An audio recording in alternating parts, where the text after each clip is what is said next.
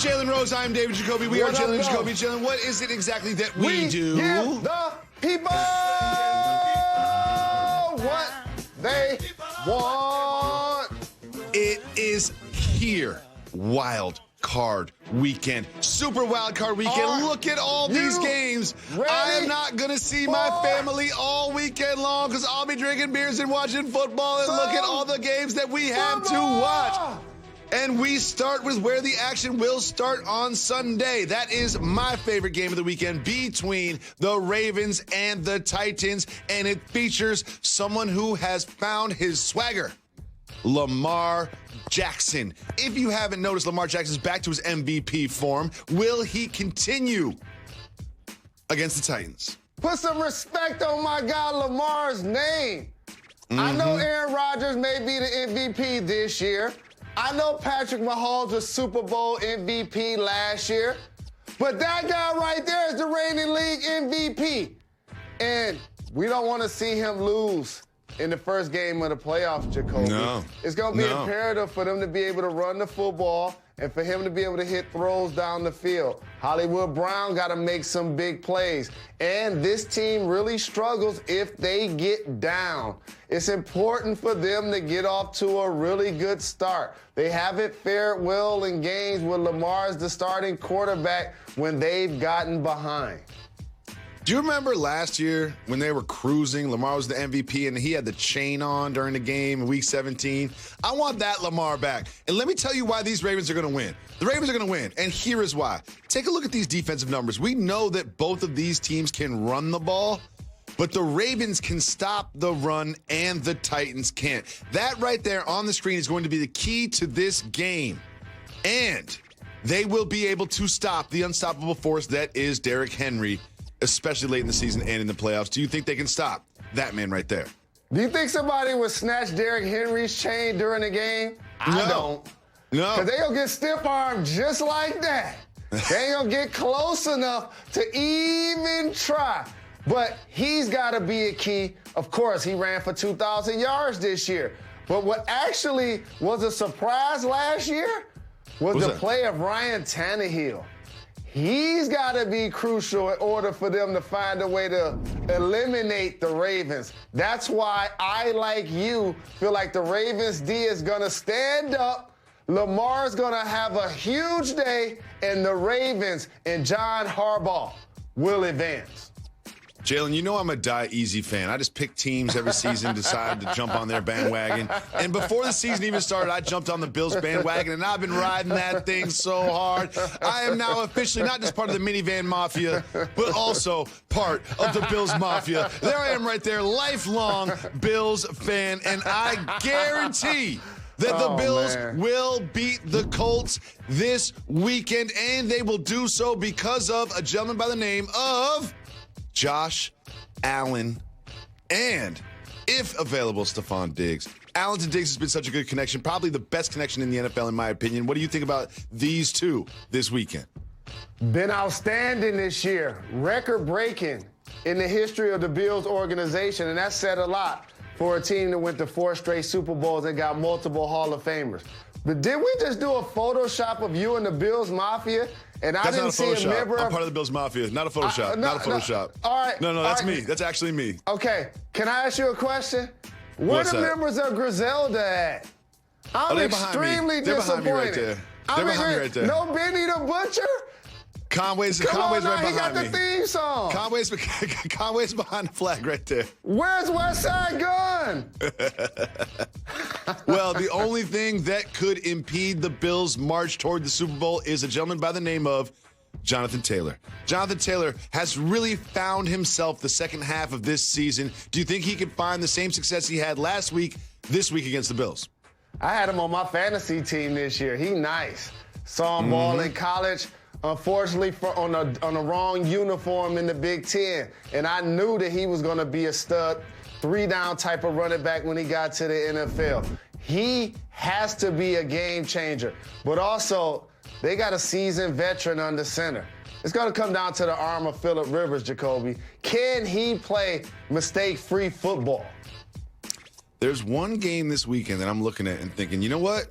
maybe this is the game I spent some time with my family. Because there's one game I'm looking at that looks like a blowout. And one game that looks like a blowout, and that is the game between the NFC West Rams and Seahawks. I know who's playing quarterback for the Seahawks. I don't know who's playing quarterback for the Rams. I don't know who's going to play quarterback for the Rams.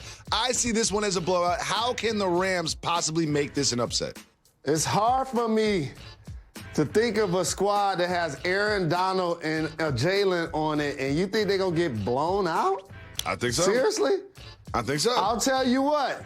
If Carson is running the football and gives Russell Wilson some balance, and they're able to hit some deep balls to Metcalf and to Lockett, because they've been outstanding in doing so, then your prediction may be correct. But I believe you're saying that because, like you mentioned, one team has that guy, Russell Wilson, and you're not sure who's going to be under center for the Rams. No idea. Here's what's happening right now. At his hotel room, Jalen Ramsey's outside DK Metcalf's hotel room right now. He's just standing outside the door. He can be following DK Metcalf everywhere he goes. When he goes to get lunch, when he gets on the bus, when he gets to the facility. Like, Jalen Ramsey is following DK Metcalf right now as we speak on Friday, even though the game is on Saturday afternoon. But I think this one will be Seahawks, and I think that maybe, potentially, during the second half, I will have time to eat dinner with my family. The only time my family will see my face all weekend long. Now, Jalen Anthony Rose, there's something that happened in the NBA that I really need your insight on. Only you can explain this to us. We need you to take us behind the curtain.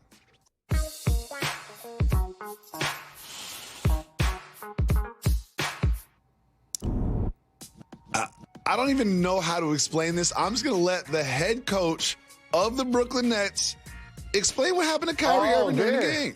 Let's listen. I haven't spoke to him yet. I can't really comment because I haven't spoke to him, and it's personal reasons. So it'd have to come from Kyrie, but I don't believe that to be the case. Now, it's personal reasons. He missed a game. I don't want to make light of it. It could be serious. But Jalen, what happened to Kyrie Irving? You don't want to make light, and we hope it isn't serious, but that's why communication is key. David Jacoby, each of us have a mobile device that we keep very near and dear to us. So many of us even take it to the bathroom with us. Okay, so what ends up happening in scenarios like this, they're reaching out to you, texting you, coaches, assistant coaches, and then they start reaching out to your team to see where you are. And they start to realize that you're not responding.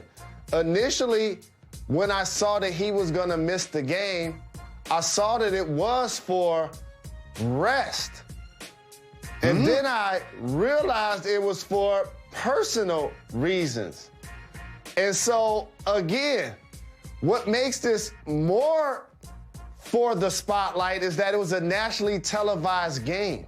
The league frowns upon resting and uninjured players missing nationally televised games. So lastly, it seems like that press conference was at 10:30, 11 o'clock, because I was watching Karis LeVert and Harris do work, and Steve Nash was at the podium, and did he say he hadn't talked to him yet? Hadn't talked to him. Jalen, we have exclusive footage of Kyrie Irving's mobile device because you know it was blowing up. Look at you got Steve Nash texting him. He got 20 missed calls from Sean Marks, the GM. Look at Kevin Durant's hitting him up. Like how do you not know what happened to your star player? Like, how do you not know? How do you not know? I've never played in the NBA. You have. How do you not know where your star player is and why he's not at the game? Communication is key, and what also takes place is they have two elite level players. Well, all players should be treated fair, Jacoby, but not equal.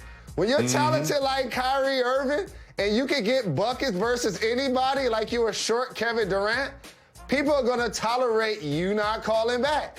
But the other problem with that is now everybody calling KD. Like, where your man? What's up with your man? Like on Where's Belly. your man's at? That's your man. that's your man. And he like, yo, you know what I'm saying? I'm trying to quarantine. You know what I'm saying? I'm trying to be back out there. Let me hit him. You know what I'm saying? So I'll hit him.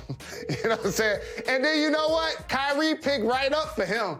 You know what I'm saying? Yeah, he picked right up. Yeah, he got 20 missed calls from Sean Marks. KD calls. He's like, wait, what's up? What's going on? KD's like, where are you at? He's like, oh, we had a game tonight? We had a game tonight? Oh, my bad. My bad. But at least they won. At least they won.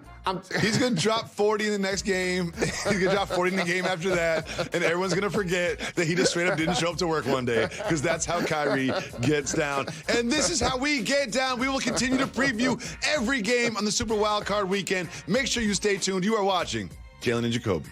Start with a gentleman that is 43 years old and still somehow getting it done in the NFL. It is Tampa Bay against the football team.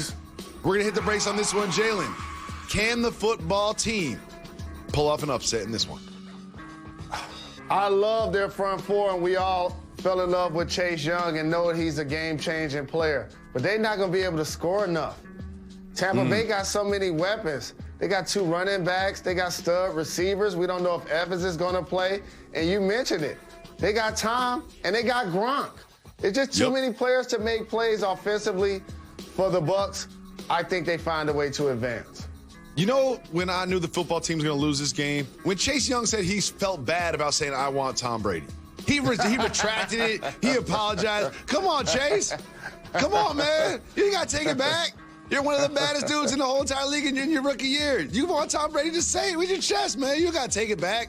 That is one of the reasons that I think they're going to lose. And also the fact that they can't protect their quarterback and their quarterback can't move. I mean, they don't not have a lot of teams have mobile quarterbacks. They have an immobile quarterback in Alex Smith. And we might see them actually use 2 quarterbacks in a game. That ain't going to work for the football team, but congratulations on them for winning the weakest division in the NFL. Another big game. This one will be a team without a head coach. We'll hit the brakes on this one. The Browns head coach, Kevin Stefanski, has tested positive for COVID. He will not be on the sideline calling plays. Can the Browns get over this adversity and upset the Steelers? Division foes for the Browns that have given them headaches for years are the Ravens and the Steelers. In a double-digit win season, a healthy Baker Mayfield is their chance to really send a message to their division foe.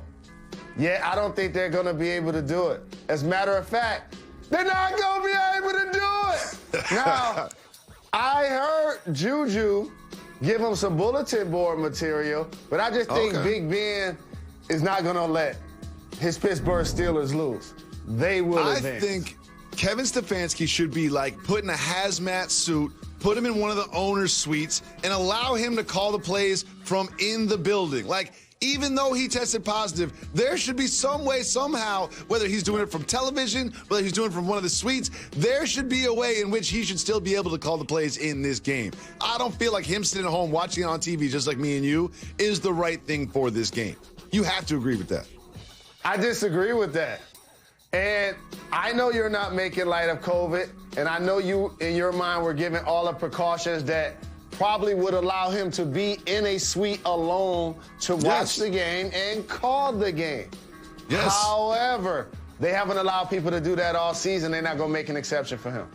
I think they should. Well, we have another matchup where the Chicago Bears somehow made the playoffs. I'm not really sure how, but they made the playoffs. They'll be going up against the Saints. How can you just explain to me how this is not a blowout? Tell me how this is not a blowout for the Saints. Bruh, turn up the mat. That's what it's going to take for the Bears. If Khalil Mack can have one of those Lawrence Taylor type wreck the game days, that's going to give them a chance. I know they went back and forth at quarterback, and Trubisky is a lot more mobile than Foles, but let me tell you something. The other team has Drew Brees, and I know him and Michael Thomas never seemed to really connect this year like they did last year. I guess we'll find out why later, but I'll tell you what, I expect that they're going to connect starting this week in the playoffs. What do you think? Why is it every time Taysom Hill starts, Michael Thomas is available, and every time Drew Brees starts, Michael Thomas is not available? When you said they haven't connected like they connected last year, Jalen, they're not even close. I don't even think they have each other's phone numbers in their phone. Like, I don't know what's going on between Michael Thomas and Drew Brees, but something happened. And you sound like you know something. Because you said, oh, maybe we'll find out later. Whenever you say maybe we'll find out later, which means we'll definitely find out later that something happened, and I think something happened. You gonna give the people what they want and tell us what happened between Michael Thomas and Drew Brees? I'm gonna give you a prediction. The Saints will advance, and Michael Thomas catches as many balls this weekend from Drew Brees as he has the entire season. How about that? I love it. Well, those are the teams that are actually playing in the playoffs, but now we have some news from a team that is not. The Texans. Keep it moving or hit the brakes. Hit the brakes. We'll hit the brakes on this one. You'll never believe this, Jalen Rose, but the star quarterback for the terrible team, the Texans, is unhappy with how they move. What do you think? You know how I feel about Deshaun Watson. And I've been telling anybody that would listen. Here's what happened in Houston. Their former coach did his job as it related to the owner because he got Deshaun to stay and to get paid. D-Hop needed to bounce so he could get his bread. Now that they both got their bread, Deshaun can bounce. This organization not including him in their GM search, and he's a franchise quarterback? Come on, Jacoby. 3, 2, 1. Where's Adam Schefter's number? I'm about to text him right now. Where's Chef? Hit him up. Yeah, hit him up. Yeah. When is Deshaun Watson going to ask for a trade to the Lions? Like, when is this going to happen? The Lions. No one's ever asked for a trade to the Lions in the history of the National Football League. That has never happened, and that will never happen. Jalen, the Lakers got tripped up by the Spurs last night. Keep it moving or hit the brakes. I'm glad to see LaMarcus Aldridge play well. Keep it moving for now. We keep it moving. I ain't going to pile on the Lakers when they lose one game. Jalen, I'm not going to allow you to keep moving on this one because we got Snoop Dogg Hit the coming brakes. off the top, bro. Uncle Snoop, Uncle the OG. Snoop, the Unc. Look at Uncle Snoop. Look at him on the top rope. Look. He don't look comfortable up there. You can tell. Look at him. Look how shaky he is up there. He doesn't want to let go with his hand. Look. He lets go of his hand for like 1 second. Look at him. And then jumps, lands on his feet. Jalen, what do you think about Uncle Snoop from the top rope? He went from being Uncle Snoop right there, and then when he got up there, he remembered he was triple OG because those legs started shaking. And then before you know it, he jumped, and his feet hit the ground before he landed on the guy. And he knows this song I'm about to sing. He looked weak at the knees. That's how he looked. He looked weak at the knees. But it was great to see him out there giving the people what they want. I'm going to hit him up. We got to hit him up and get him to come back on the show. We got to get him to come on the show. And I will say this 2020 and early 2021 has been an awful, terrible, depressing year. But Uncle Snoop has given us some highlights. Like, Uncle Snoop has really, he's just one of the, he's like a buoy, just keeping me grounded in this pandemic. Shout out to you, Uncle Snoop. You're welcome to come on the show anytime. Oh, we have much more for you. Stay tuned. You're watching Jalen and Jacoby. Jalen, last night we had a matchup between two out-of-shape white guys. And I love out-of-shape white guys that can ball. And I'm talking about Luka Doncic and the Joker. And it was Luka who had 38 in a near triple-double. What did you see from the potential MVP? The thing I like about both of these guys is their court awareness. And they'll make so many great plays in all facets of the game. So you can take for granted their terrific ability to rebound, but then their amazing ability to pass people open and also create shots from themselves for themselves at every phase. This is the new generation of superstars. And fortunately for the Denver Nuggets and the Dallas Mavericks, they both have players who fall into that category.